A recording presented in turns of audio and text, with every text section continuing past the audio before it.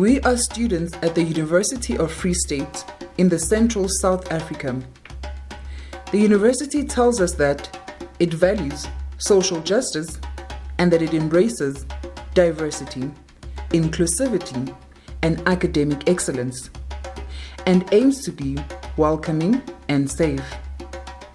Its first transformation goal is to improve student success and well-being. The university also tells us that people are the heartbeat of everything that happens at the UFS. The university wants a space where everyone shares a sense of belonging on a foundation of mutual respect, tolerance for different viewpoints, and genuine care for one another. Well, the number of confirmed COVID-19 cases in South Africa has now risen to 85. There's been an increase by 23 cases since the figure was last released. The unexpected arrival of COVID-19 in March 2020 sent the country into panic mode. The university announced we all have to leave the campus within days to go home for an extended recess of almost 4 weeks to minimize the risk of spreading the virus. The email we all received told us that the decision had been made to conserve the health and well-being of staff and students.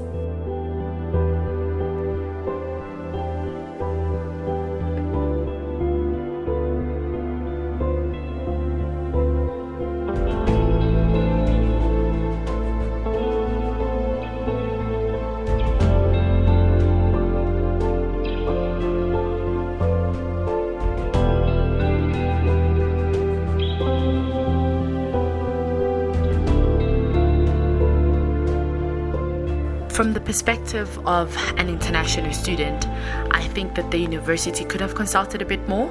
I think that they should have had more of a conversation and reached a way forward with international students. There's absolutely no way that it's fair for a decision that directly affects a group of people to be made, and they don't even have a seat at the table. We spoke to another student who shared his concerns of going back home to KZN, where there is currently a confirmed outbreak of the virus, because it would have meant he is going to be at risk. We come from those situations that are different, you know what I mean? Some of us have to go home.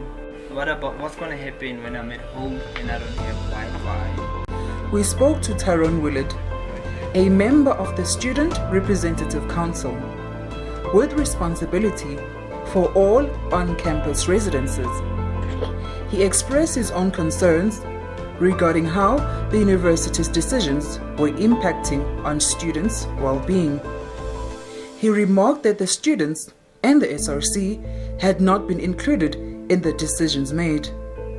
Tyrone commented that it would rather have been helpful to consult with the SRC, who would have brought the perspective of being a student to bear.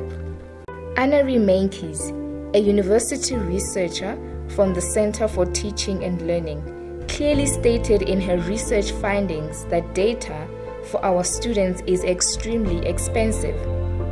Her evidence shows that, most importantly, only 21% of UFS students in 2019 had consistent, reliable internet access at home. We understand that the university needed to act quickly, but they know that many students do not have laptops and internet access, or a quiet, safe place to study at their homes across South Africa, or even electricity. But it seems to us that the university has an ideal student in mind. This ideal student is from a middle-class family with easy access to the internet and online learning opportunities. This student has the money to go home. So who is going to be able to access online learning? Whose well-being is taken into consideration? Online learning, accessible to all? We are baffled. We are really puzzled because when the decision was made, students were not included in the decision. or included in the UFS COVID task team. Nobel laureate Amartya Sen asks us to think about how justice can be advanced. We do not, he says, need fully just social arrangements in the university, but we do need to be able to show that more justice is being done. So we have talked about the coronavirus, but our story is not just about this. It is also about well-being and justice, about ill-being and injustice.